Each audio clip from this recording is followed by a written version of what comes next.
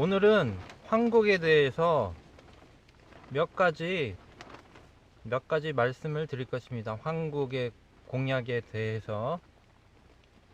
한국은 환상적인 나라입니다. 다시 말해 상상의 나라, 상상의 국가를 말합니다. 자, 통일 문제를 제가 말씀을 드린다고 했는데, 통일의 방법이, 일단 통일은 필요한가? 통일은 필요합니다. 필요하고, 여러분이 살고 있는 한국이 발전하려면 통일이 여러 가지 면에서 필요합니다. 물론 어떤 분들은 필요 없다는 분도 있고 여러 가지 의견이 있겠죠. 그런데 제가 한국에 대해서 말하는 만큼 한국에 대해서 말하는데 통일은 필요하다입니다. 그래서 통일을 이루기 위해서 무엇이 필요한가? 자, 첫 번째는 각 북한과 한국을 일반 국민들이 체험하게 되는 그러한 프로그램을 상시적으로 만들어 놓습니다. 일종의 여행 겸 관광 프로그램이고, 이 관광과 여행 프로그램은 스스로 비용을 부담하는 것도 있을 수 있지만, 또 장학생식으로 장학금을 주는 식으로 해서 이 프로그램을 참여할 수도 있습니다. 그래서 국가 견학 체험 프로그램, 그래서 이 프로그램을 그 인원은 그때 봐서 정해야 되겠지만 50명이 될 수도 있고 30명이 될 수도 있고, 또 그 견학 기간도 그때 정해야 됩니다. 예를 들면 30명이라고 하고, 북한과 남한에서 30명을 선발하거나 지원을 받아서 3개월이 됐든 6개월이 됐든 이 30명의 사람들은 한국과 북한에서 어떤 장소에 머물러서, 인공적으로 제약된 장소가 아니라 여러 가지 경험을 할 수 있는 일종의 프리티켓 같은 걸 주어서, 이 사람들은 남한과 북한의 뭐 군사 보안 시설이라든가 뭐 이런 건 볼 수 없겠지만, 웬만한 것들은 견학하고 또 생활을 할 수 있는 그런 체험을 하게 됩니다. 이 체험을 하게 되면 이 사람들로부터 어떤 데이터를 수집하게 되고, 이 데이터 수집으로 인해서 남한과 북한이 서로를 이해하는데 조금 더 밀접해지고, 서로를 알아가는데 조금 더 발전의 서로를 알아가는 좋은 계기가 될 수 있습니다. 그래서 이러한 프로그램이 있다는 것이 일방적으로 예를 들면 북한의 어떤 취재 기자가 자기의 어떤 견해로 북한을 이렇게 둘러보고 어떤 자기의 목적에 맞게끔 어떤 기사를 쓰기 위해서, 이런 식이 아니고, 이 사람들은 순수하게 민간의 어떤 자격으로 순수하게 남한과 북한의 이모저모를 그야말로 즐기면서 여행하고, 마치 홈스테이처럼 그렇게 경험을 하는 그러한 일종의 프로그램입니다. 그래서 이 프로그램이 있다면 일정 부분 도움이 될 수 있을 것입니다. 북한과 남한에서 동시에 홈스테이가 이루어지기 때문에 또 그 홈스테이 하면서 그 각각의 나라를 둘러보는 것도 동일한 조건으로 이제 하기 때문에 이런 프로그램이 있다면 도움이, 서로가 양국을 이해하는데 도움이 될 수가 있는 것입니다. 물론 이것은 민간 부분에 관한 것이고, 당연히 공적인 부분, 정부적인 부분에 이 간격을 좁히는 그런 프로그램도 당연히 있을 것입니다. 그래서 오늘 말씀드린 이 공약, 황국 공약 중에 통일에 관한 공약들은 여러 가지가 있을 수 있으니 또 계속해서 말씀을 드릴 것입니다. 자, 그리고 입시, 이제 수능이 얼마 남지 않았다고 했는데, 수능을 통해서 학생들은 좋은 대학에 가는 어떤 기준을 마련합니다. 그래서 지금 보면 입시 제도가 지금까지 몇 번 바뀌어 왔던 걸로 압니다. 그런데 수능에 정시와 수시가 있다고 하는데, 수시는 여러 가지 채점 요인을 가지고 뭐 취미 활동, 뭐 동호회 활동, 성적뿐만이 아니고 여러 가지 것들을 다 종합해서 그 전형을 해서 입학을 하게 하는 것입니다. 근데 문제가 있다면, 수시로 할 때 이 학생이 가지고 있는 백그라운드, 재력, 아버지나 어머니의 직업적인 배경, 그리고 제일 중요한 게 그 두 가지입니다. 어떤 좋은 활동을 하려고 해도 돈이 많이 들기 때문에 그런 돈이 뒷받침되어서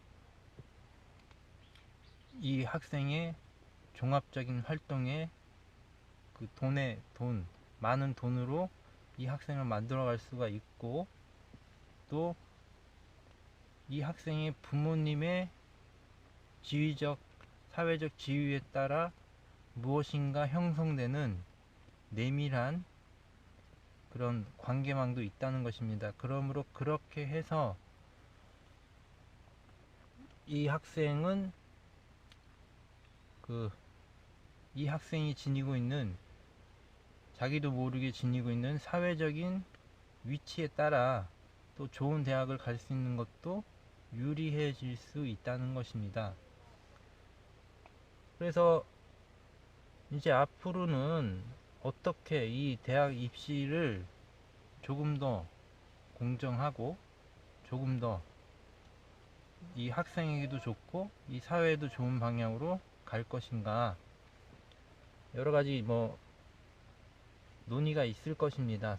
민간 단체에서나 또는 어떤 일반인들 또는 정당이나 정부 관계에 그런 사람들로 인해서 또 연구가 될 것이지만, 근원적으로 제도를 바꿔도 되지 않는 것은 인간의 욕심과 내가 다른 사람보다는 좀 더 유리한 위치에 내가 가겠다는 거, 아무도 말릴 수 없는 그거, 좋은 위치, 좋은 대학을 나오면 좋은 직장에 갈 확률이 많기 때문입니다. 그리고 좋은 직장을 가게 됨으로 해서 좋은 직장을 가지 못한 것과 너무나 큰 차이가, 갭이 있기 때문입니다. 그래서 이 갭이 있기 때문에 일단은 무조건 좋은 대학을 가야지만, 좋은 대학, 좋은 과를 가야지만 좋은 직장에 갈 확률이 많기 때문에 입시 제도가 어떤 식으로 바뀌든 간에 근원적으로 이 사회가 민주주의라고 해도 민주주의에도 이제 어떤 문제가 있는데, 그것은 뭐냐면 민주주의적으로 좋은 자리를 잘 나눠 갖는다 뜻입니다. 공정하게. 그러나 그것을 끝이 아니라, 그렇게 민주주의적으로 좋은 자리를 차지해야 되는 그 구조 자체가 문제가 되는 것입니다. 그래서 입시 제도는 공정하게, 다시 말해 공정하게, 정당하게 좋은 대학을 가기 위한, 좋은 대학은 한정되어 있기 때문에, 좋은 직장은 한정되어 있기 때문에 치열한 그런 경쟁이 있는 것입니다. 그런데 지금 여기서 계속 말씀드리고 있는 것은, 치열한 경쟁을 그나마 공정하게 하는 게 지금까지의 코리아의 역사라고 볼 수 있습니다. 코리아의 지금도 그 공정성 때문에 지금 오늘날에도 그런 사태가, 어떤 장관이 그 지명되어서 장관직 하다가 한 달 만에 내려놓은 것도 그 입시 문제가 있었던 것입니다. 그게 사실이든 아니든 간에 지금까지 코리아는 이런 공정성, 투명성, 그리고 그 내 능력만큼 내가 잘 선택되게 하는 것에 집중을 해 왔습니다. 그런데 우리 한국에서는 그 이상을 지금 말하는 것입니다. 앞으로도 계속 저는 말을 할 것이고, 결국은 한국에 대한 메시지, 이 공약을 통해서 무엇인가 일어나고 발생이 되게 될 것입니다. 그래서 입시 문제는 근원적으로 좋은 자리와 나쁜 자리에 대한 간극을 현저히 낮춰야 되고, 낮추게 됨으로 해서 사실은 내 혼자 잘 살고 좋은 자리야, 좋은 직장 가는 것이 그렇게 행복은 아니라는 것을 결국 나중에 사람들은 알게 됩니다. 지금은 모를지라도, 지금은 무조건 나는, 내 가족은 일단 좋은 데 가고 좋은 직장에 가고, 이런 것을 당연히 선호하는 것입니다. 그래서 한국에선 공약은 그 간극을 낮춰가는 것에 많은 부분 이 공약이 포커스를 맞추고 있는 것입니다. 그래서 입시에 대해서 말이 나왔기 때문에 우리가 하나 말하는 공약은, 어떤 대학을 졸업하든 간에 동일한 예를 들면 국가 명칭의 졸업장이 나오는 것입니다. 서울대를 졸업하든 연세대를 졸업하든 동일한,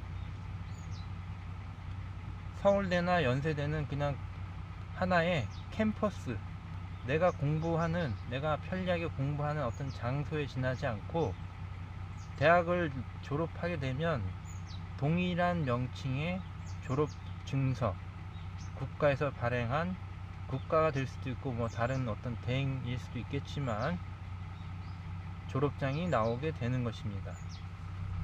그리고 이렇게 함으로 해서 학벌에 대한 부담이 현저히, 어떤 출신이냐는 이 것들이 현저히 낮아지게 될 것입니다. 그래서 어떻게 보면 서울대, 고려대, 연세대라는, 건국대라는 이런 명칭도 사라지게 될 수가 많습니다. 그래서 단일한 하나의 대학 졸업 증명서를 만들자, 이것이 하나의 공약이 될 수 있고, 이 공약에 대해서도 제가 지금까지 말씀드린 공약은 말바꾸기가 아니라 계속해서 발전, 진화하기 때문에 바뀌어 나갈 수가 있습니다. 좋은 의미로 그렇게 이해하시기 바랍니다. 그래서 입시 문제는 그렇게 되고, 그리고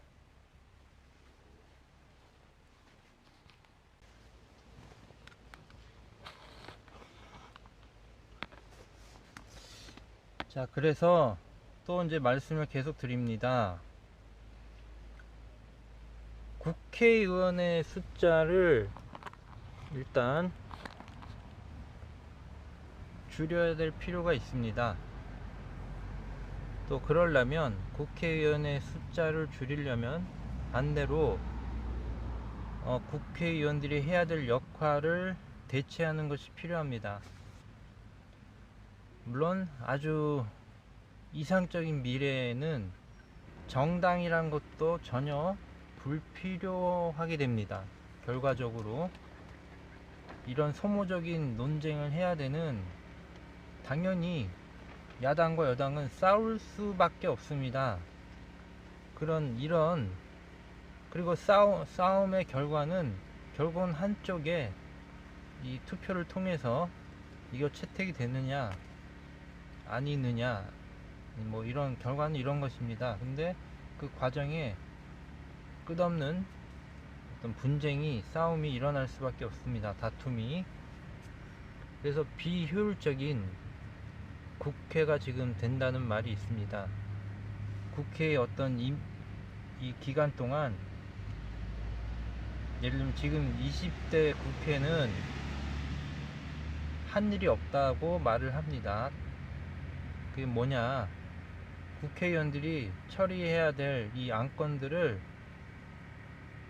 제대로 처리하지 않고 있다. 그것입니다.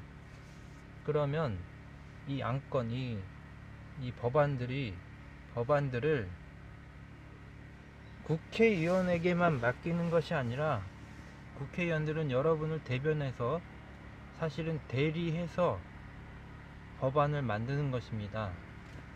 법안은 결국 여러분을 위해서 법안을 만드는 것입니다. 국회의원과 그 고위 공직자를 위해서 만드는 경우도 있겠지만, 사실은 우리를 위해서 법안을 만드는 것입니다. 그렇다면 우리 한국에서는 여러분이 국회의원이 되어서, 앞으로 기술이 발전되고 있기 때문에 이것은 가능한 것입니다. 여러분이 가지고 있는 스마트폰으로 입안을 합니다. 법을 만듭니다. 만들어서 이 국민, 예를 들면 가칭 국민 입안이라고 하고, 여기에다가 올려놓으면 일정 기간 사람들이 보고서 호응도에 따라서 이것이 정식으로 법안으로 토의가 될 수 있는, 그런 토의도 할 수 있고, 국회의원들에 의해서, 또는 국회의원들이 아니라도 여러분이 올린 이 법안이 호응도가 높아지면 이 법안 자체를 국민 투표에 올릴 수가 있습니다. 그래서 채택이 되면 이 법안을 정식 법안으로 제정할 수가 있다는 것입니다. 그래서 국민 입안 제도는, 우리 한국의 이 공약은 여러분 한 명 한 명이 정당이자 정당의 당수가 되는 것입니다. 그래서 이것은 관심 있는 사람은 이 제도를 활용해서 나의 법안을 올리고, 이것이 사람들이 호응을 받으면, 뭐 사람들은 장난삼아 올린 사람도 있을 것이고, 뭐 얼토당토하는 것도 올릴 수 있고, 그런데 그 중에 정말로 필요하고 생각도 못했던 거죠. 반드시 필요한 법안이 있을 수가 있습니다. 그러면 이렇게 국민들이 입안을 하면, 제시를 하면, 그 다음은 두 단계가 있을 수 있습니다. 호응을 받는 법안들을 국회의원들, 지금 현행 방식으로 국회의원들이 투표를 통해 채택할 수도 있고, 근데 이 방식은 또 야당과 여당의 무수한 또 논쟁의 거리가 되기 때문에 문제가 될 수 있고 효율성이 떨어질 수 있습니다. 그런데 지금 또 다른 방식은 여러분이 올린 법안을 호응도에 따라서 즉각적 어떤 특정한 기간이 지나면 스마트폰으로 이 법안 자체를 채택하게 할 수 있다는 것입니다. 그래서 국회의원의 역할은 물론 어떤 전문성이나 그런 부분이 있습니다. 어떤 지식에 근거한 법안들도 필요합니다. 그런데 그런 거 말고 정말로 생활 속에 필요한 법안인데 여러분도 아이디어가 있다면 의견을 낼 수 있는 그런 법안도 당연히 있습니다. 그래서 이런 법안들을 여러분의 힘으로, 여러분의 능력으로 입안을 할 수 있도록 하는 제도, 이것이 이 취지가 그렇습니다. 그래서 이 용어들은 좀 바뀔 수 있지만 결국 간단히 말해서 국민 입안 제도라고 하겠습니다. 그래서 국회의원에 이것이 만약 활성화되면 국회의원이 많이 필요가 없을 수가 있습니다. 그리고 심지어 나아가 여당과 야당의 논의 자체가 불필요하게 됩니다. 왜냐하면 결국 여당과 야당이 대립을 하는 것은 어떤 법안을 여당에게 불리한 법안, 야당에게 불리한 법안 등등 당마다 입장이 당연히 다르기 때문에 이 법들로 인해서 국가의 어떤 경영의 틀이 자기들의 입맛에 맞는 국가 경영의 틀이 마련이 되기 때문에 이렇게 싸우는 것입니다. 그런데 여러분이 전부 여러분 혼자가 당수이고 여러분이 당수이니까 여러분의 뜻에 맞는 또 여러분이 필요로 하는 법안을 제시할 수 있고 전 국민이 그것에 대해 투표를 할 수 있다, 그 뜻입니다. 그리고 이것이 가능한 것은 상상을 초월하는 방식으로 지금 기술이 발전되고 있기 때문입니다. 그래서 한국에서는 이런 국민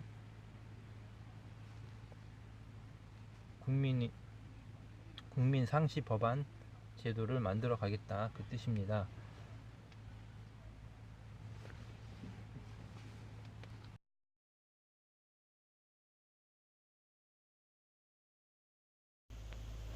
이제 여러분들은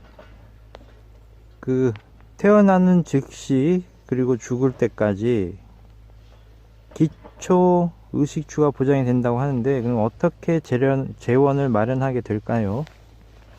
이것에는 앞전에도 말씀드렸지만 몇 가지 방안이 있습니다. 첫 번째는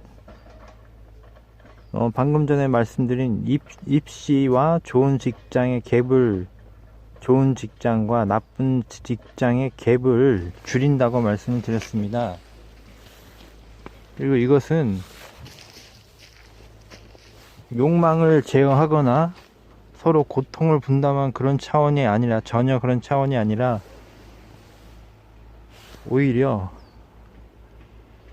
서로가 서로를 행복해지게 하는 그런 방법이 있는 것입니다. 그래서 사람은 태어나는 그 즉시 의식주를 보장받습니다. 일정한 기본적인 부분에 있어서. 그랬을 때 지금 고위공직자 그리고 검찰, 법원, 그다음 무수한 그 장들, 도지사, 그다음 공사, 이러한 국가에서 직접적으로 간접적으로 관리하고 있는 그 장들의 처우를 대폭 감소시켜서 거기서 많은 재원을 마련하게 될 것입니다. 그리고 그것은 전에도 말씀드렸지만 그렇게 감소를 해도 그 명예와 그 직책이 수행하는 매력이 있기 때문에 그렇게 월급이나 복지가 감소되어도 할 사람은 널려 있다는 것이 제가 말씀드리는 것이고, 단순하게 말하면. 그리고 국가가 직접적으로 간접적으로 가지고 있는 그 남아도는 시설물들, 이런 것들을 다시 정리합니다. 그리고 민간 기업으로부터 걷어들이는 세금들, 이 세금들을 당연히 조정을 합니다. 세금들을 조정해서 한 사람이 물리적으로 가질 수 있는 그 부의 한도를 정합니다. 이것은 어떻게 보면 통제라고도 볼 수 있지만 한 사람이 사용할 수 있는 아주 합리적이고 정말 행복하게 살아가는 데 필요한 이런, 특히 능력 있고 재능 있는 사람들, 이제 민간 기업에 한해서 이 사람들이 아무리 자기가 능력이 뛰어나고 할지라도 가질 수 있는 최대한의 그 규모가 있습니다. 이것을 마련하고 나머지 것들은 다시 사회로 환원하게 하는 그런 장치를 마련하게 하는 것입니다. 그래서 민간 부분과 공공 부분에 있어서 이런 식으로 재원을 마련하게 되고, 그리고 이렇게 할 수 있는 이유는 사람들이 그렇게 하는 것이 나에게도 행복한 일이고 좋은 거라는 것에 대한 인식을 하게 됩니다. 그러므로 이 일들을 나중에 하게 되면 사람들이 공감하면서 할 수 있게 될 것입니다. 그래서 333 그 재원 333이라는 그 직업의 역할도 또한 많은 그 역할을 하게 됩니다. 예를 들면 공기업에서 예를 들면 KBS라는 공영방송이 있다고 합시다. 그러면 이 KBS의 정규직이거나 비정규직이 다 활동하고 있을 것입니다. 그런데 정규직과 비정규직 자체가 없어지고 KBS에서 일주일에 3시간 일을 해도 너무나 좋다고 생각하는 사람들이 많기 때문에 일주일에 3일만 일해도, 그리고 1년에 7개월만 일해도 그것이 너무나 행복한 사람들이 있습니다. 통계는 아직 확인되지 않았지만 저는 그냥 알 수 있기 때문에, 물론 당연히 이 통계, 제가 아까도 계속 말씀드렸지만 이 공약은 계속 발전할 것이고 좀 더 디테일하게 과학적으로, 통계적으로, 수학적으로 다듬어 갈 거라고 분명히 말씀을 드렸습니다. 그래서 예를 들면 KBS라는 곳에서 일을 하고 싶은 사람이 너무나 많습니다. 그 역할들이 너무나 매력이 있기 때문입니다. 그래서 이 매력이 주는 것은 월급을, 그 일 자체도 매력이 있는데 거기다 연봉도 아주 높습니다. 근데 이런 것은 좀 문제가 있습니다. 그렇기 때문에 이 매력 있는 일들은, 직업들은 월급이 작아도 또 다른 많은 손에 기회를 주기 위해서 아나운서도 지금 한두 명이 할 수 있는 아나운서 역할을 예를 들면 어떤 뉴스, 뭐 9시 뉴스 프로그램, 이것들을 한 10명이서 아나운서들이 돌아가면서 할 수도 있게끔 만들 수도 있는 것입니다. 그렇게 해도 매력이 있기 때문에 작은 월급이라도 사람들은 일을 하게 됩니다. 그래서 어떤 직장을 시간을 쪼개서 거기에서 사람들은 정규직과 비정규직이라는 개념 자체가 없이 일을 하고 싶어서 일을 하게 됩니다. 그래서 이런 식으로 333의 어떤 취업 규칙을 가지고 만들고, 거기서 어떤 또 그 사람들은 이제 일자리가 많아지기 때문에 또 그 일자리 많아진 만큼 거기서도 당연히 세금이 있습니다.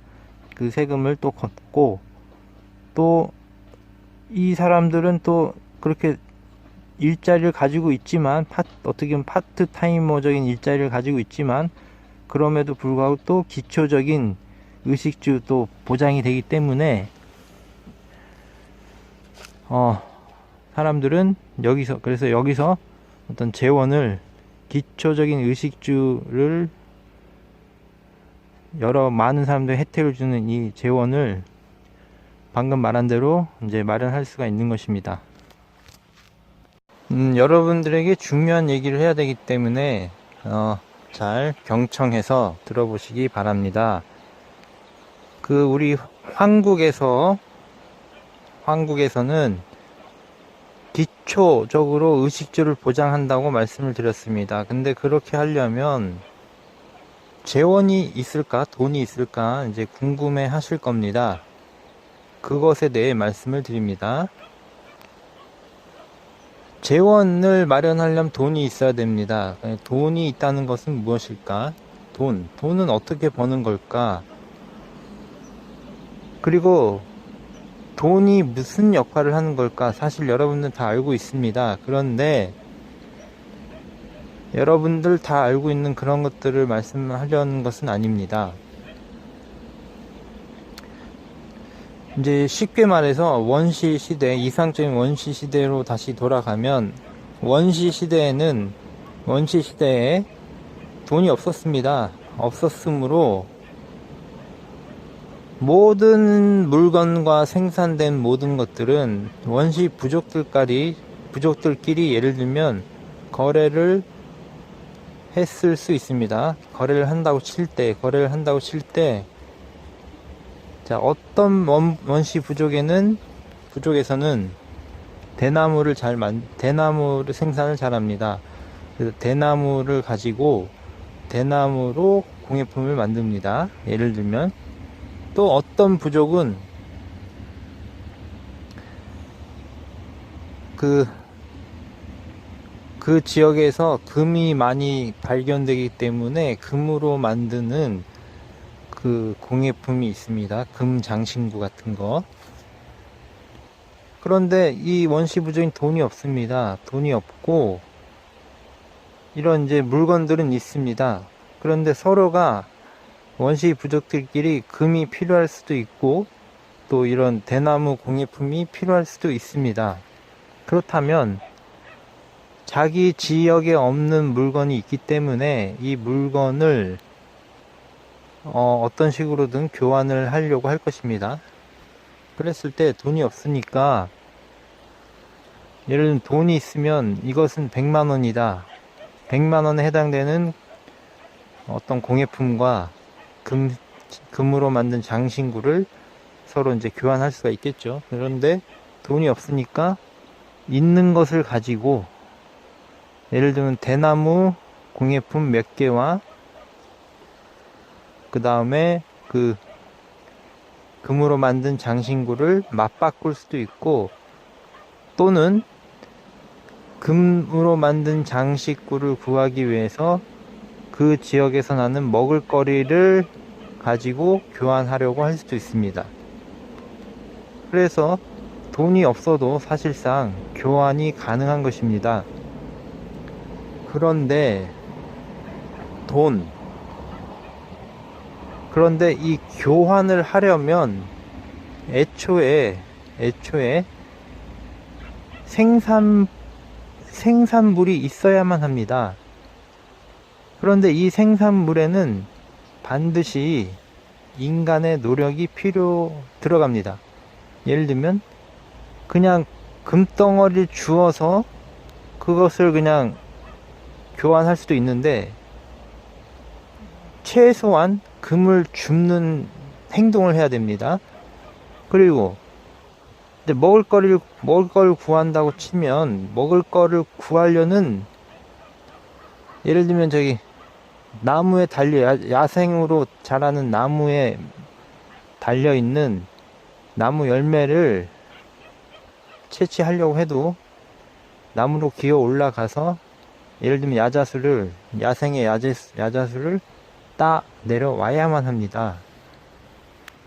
또는 물고기를 잡아야 하고, 그런 식으로 최소한의 행동을 합니다. 그럼 여기서 엄청난 비밀이 이제부터 발생을 하는 것입니다.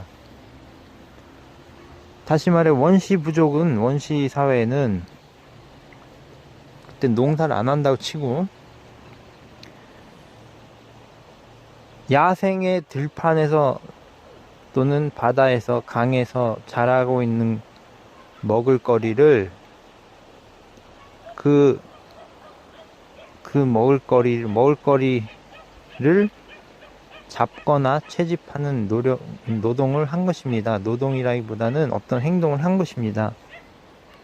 그런데 이 행동을 하는 동기가, 돈이 없으니까 돈을 벌려고 하는 것이 아니라, 나라는 그 원시 부족민이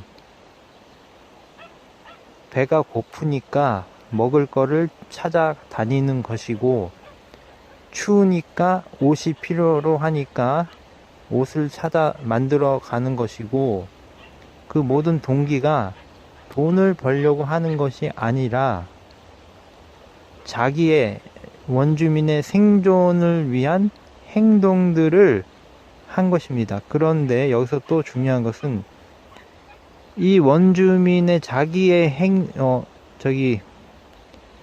생존을 위해 그런 행동을 했는데, 그 행동은, 여기서 중요한 것은, 그 행동은 돈을 버는 행위가 아니기 때문에 오로지 자기에게 필요한 만큼만 노력을 하면 되는 것입니다. 그러면 이것은 어떻게 보면 즐거운 행동일 수도 있고, 그렇게 힘이 들지 않았을 수가 있습니다. 이제 제가 하는 말이 무엇인지 이해를 할 수도 있을 것입니다.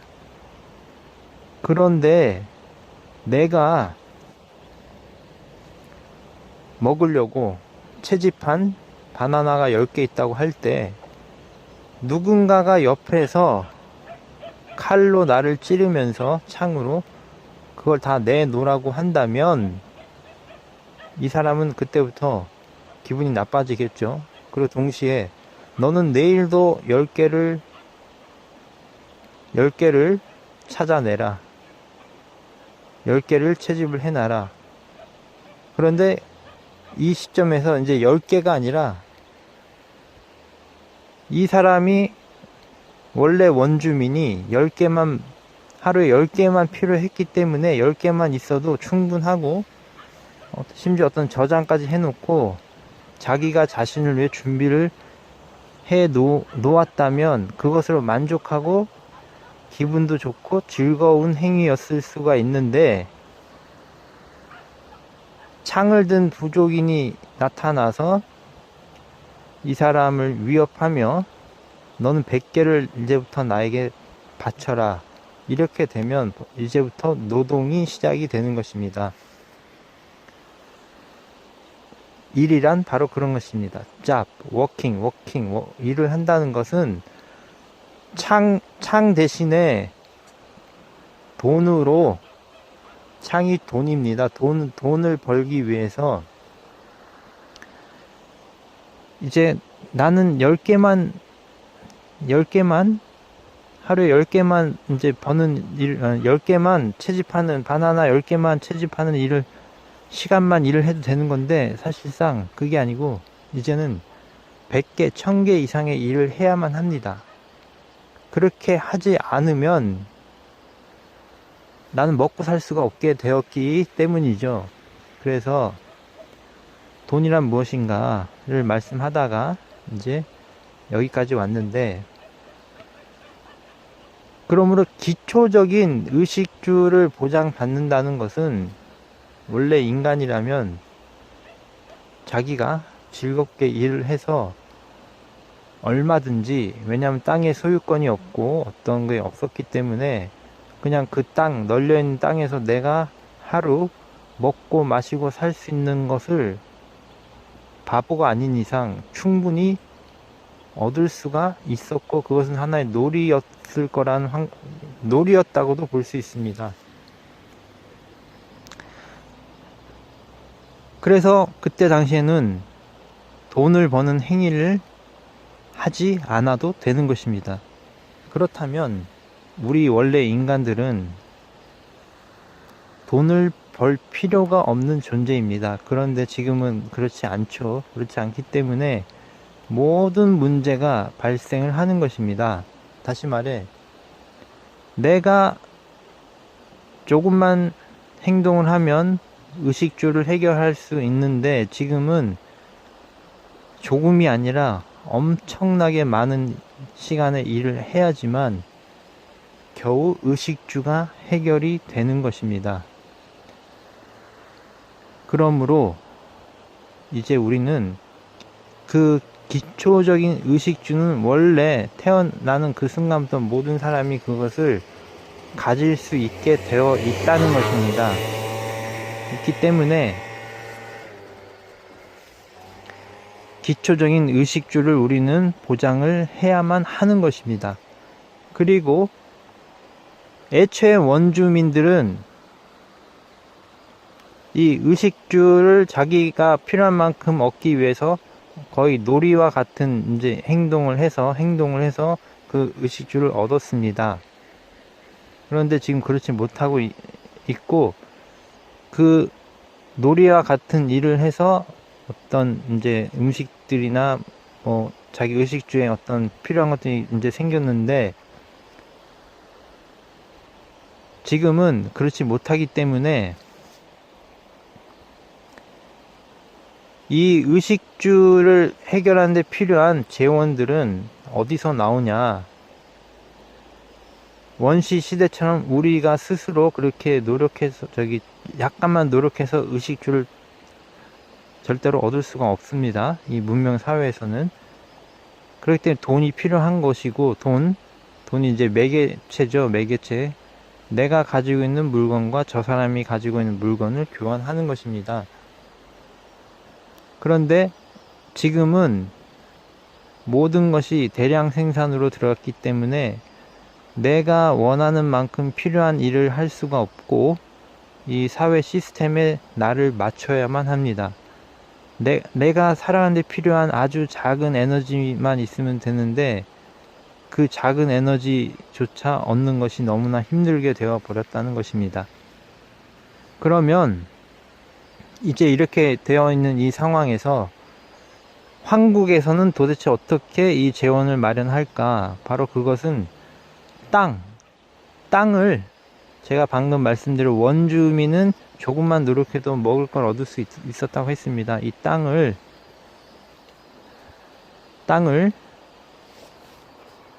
공동 소유의 농작지를, 이건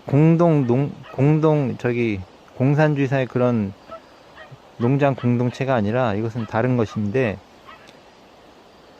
즐기면서 할 수 있는, 생산할 수 있는, 자발적으로 누구나 자율적으로, 그래서 자유 공동체라고 합니다. 원래는 쉐어링 공동체라는, 쉐어링이라는 말을 쓰려고 하다가 아닌 것 같아서 자유라는 말을 붙였습니다. 그리고 항공사도 쉐어링 항공사가 아니라 이제 자유 항공사로 이제 제가 변화시켰습니다. 그래서 우리들이 가지고 있는 경작지들이 여기저기에 있는 것입니다. 그래서 궁극적으로는 땅을 소유하는 소유권 자체를 소멸시켜 나갈 것입니다. 그리고 물론 이것은 단계별로 해야 되기 때문에 이미 땅을 소유한 사람들의 반발이 당연히 크기 때문에 단계별로 할 것이고, 단계별로 일단 공원 같은 땅에다가 10명이 한 그루에 과일나무를 쉐어링해서 가지고 이것을 가꾸어 나가는 것입니다. 그런데 예를 들면 10명 중에서 한 7명이 일을 하지 않아도 상관이 없습니다. 왜냐하면 3명만 일을 해도 되기 때문입니다. 3명은 일을 합니다. 이것은 돈을 버는 행동이 아니라, 말하자면 방금 전에 말씀드린 원시 사회에서 나의 생존을 위해서 즐겁게 했던 어떤 유희와 같은 일이기 때문에 먹을 거를 그런 식으로 생산할 수 있도록 만들어 주는 것입니다. 그러므로 이제 하나의 과일나무만 예를 든 것이 과일나무뿐만이 아니라 벼나 쌀이나 기타 여러 가지 농작물을 만들 수 있는 환경을 조성하는 것입니다. 그리고 이것은 누구의 땅도 될 수가 없고, 어떤 그룹핑을 만들어서 10명이면 10명 이 팀들이 이 공간을 자유롭게 의논도 하고 하면서 경작을 해 나가는 것입니다. 그런데 분명히 말씀드렸지만 이 농작지를 경작할 때 어떤 돈 거래가 없는 것입니다. 그냥 이 경작지에 씨앗을 심고 뿌리고 경작하는 것에 포인트가 있습니다. 그래서 그 생산물은 10명이서 나누어 갖든가, 또는 이것을 또 다른 제품들과 교환하는 그런 시스템을 만들어 가는 것입니다. 그래서 여기서의 중요한 포인트는 농작물만 그렇게 하는 것이 아니라, 농작물 외에 수없이 많은 생활 속에 필요한, 의식주에 필요한 것들을 이런 식으로 만들어 가는 것이, 생산을 하는 것입니다.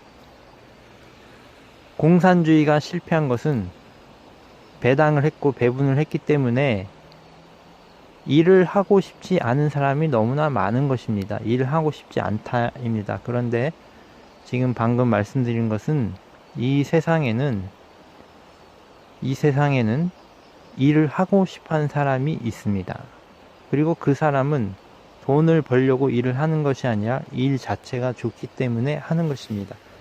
그래서 그 사람들이 자동적으로 리더가 되어서 그 리더에게는 똑같이 배분하는 것이 아닙니다. 약간의 차등적인 배분이 이루어지겠죠. 이것에 대해서는 또 추후에 말씀을 드리겠습니다. 그래서 이 자유농작지 개념을 좀 어느 정도 이해하셨는지 모르지만 너무나 중요한 것입니다. 돈은 무엇이냐? 돈은 아무런 생산력이 없습니다. 돈 자체는 그냥 쓰레기입니다. 다시 말해서 베네수엘라가 엄청나게 그 인플레이션, 돈이 많아도 그 돈을 가지고 살 수 있는 물건이 없으면 돈은 휴지 조각인 것과 같습니다. 그러므로 돈 그 자체는 중요한 것이 아니라 이 생산을 할 수 있는 힘은 돈을 매개로 통해서 내가 돈을 받았으니까 돈만큼 일하는 것은 어떻게 보면 우리 모두를 아주 힘들게 하는 구조입니다. 그런데 지금 제가 말씀드린 것은 물론 돈이 앞으로 당장 없어진다는 것은 아닙니다. 이제 그렇게 되기까지는 많은 시간이 걸릴 것입니다. 결론은 물론 돈이 없어야만 합니다. 돈이 없어야만 하지만, 없어도 되지만 단계별로 가장 좋은 어떤 환상적인 국가로 가기 위해서는, 사회로 가기 위해서 이제 이런 하나의 연습이 필요하고, 하나의 이제 시행착오를 거치면서 계속해서 만들어가는 그런 과정이 필요한 것입니다. 그래서 돈이 없어도 사람은 일을 하고 싶어하는 원래적인 면이 있다는 것, 이 능력이 있다는 것을 너무나 이것이 중요한 개념입니다. 그래서 방금 말한 이 농작지, 그래서 자유항공사 얘기도 얼마 전에 했었는데, KBS 얘기도 했고, 3대3 법칙의 그런 것들을 얘기했고, 다시 말해 KBS나 항공사가 대주주의 것이 아니라 우리 모두가 사용하는 하나의 사업장이 되는 것입니다. 그런데 이 사업장에서 일을 하려면 당연히 어떤 능력도 있고 해야 되겠죠. 근데 그 능력을 이제 우리 교육도 이제 평생 교육으로 가게 됩니다. 이미 그러고 있습니다. 평생 교육을 통해서 그때그때 직업이 10개, 20개로 한 사람이 평생 동안 한 20개, 30개 직업을 가져볼 수가 있는 것입니다. 그것이 너무나 재미가 있고 또 좋기 때문에 선망의 직업들을 한번 누구나 원한다면 적절한 수련을 통해 가져본다는 것이 얼마나 매력이 있습니까? 그래서 그런 것들, 이 직업은 이제 앞으로 그런 식으로 원하면 한 번쯤은 다 해볼 수 있는 그런 시대로 이제 갈 것입니다. 그렇게 될 수 있도록 이제 제가 한국 공약을 계속해서 만든 이유가 그런 것입니다. 당분간 제가 이 한국 공약에 대해서 계속해서 말씀을 드릴 것이고, 이것이 어느 정도 마무리되면 더 디테일하게 아마 가게 될 것입니다. 그래서 오늘의 핵심은, 사람은 그리고 하나 좀 빼먹은 게 있는데, 생산이 되는 것은 기본적으로 인간이 공짜로 무한정으로 사용할 수 있는 에너지원들이 있기 때문입니다.